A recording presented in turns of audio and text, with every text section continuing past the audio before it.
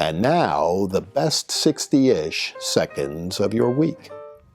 I'm here in the Big Easy, New Orleans, Louisiana, speaking at the Conservative Leaders Summit, getting out of the tundra of the great Northeast and coming down here to the balmy South.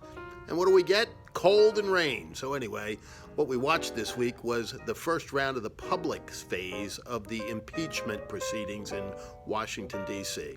What was hyped by the media turned out, at least the first couple of days, to be a complete dud for the Democrats.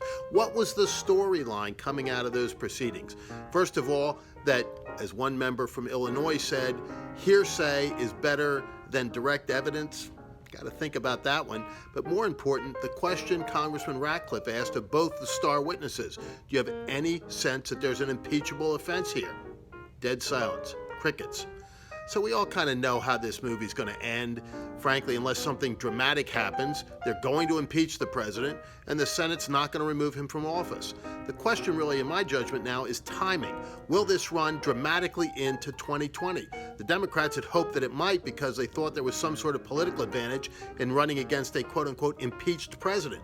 But now, with the prospect of a Senate trial potentially looming, several of those candidates, members of the Senate, are not all that keen about spending time in Washington, D.C., as opposed to being out on the campaign trail in Iowa and New Hampshire and South Carolina and Nevada and elsewhere. So we'll see how all that plays out. But let's say this, that first round, if it was a movie, really was a dud for the Democrats.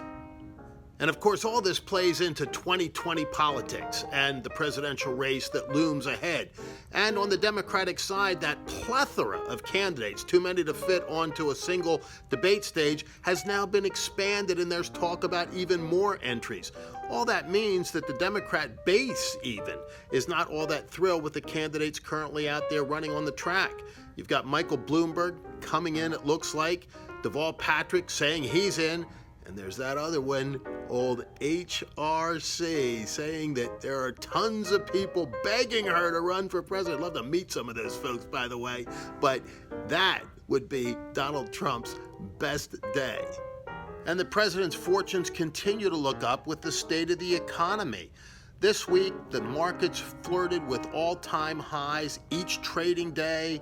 All three indices, at least the major ones, up at record levels.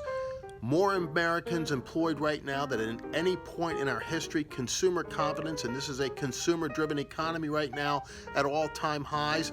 If the Dow, I've said, gets to 30,000 next year, it really makes the president's position virtually unassailable.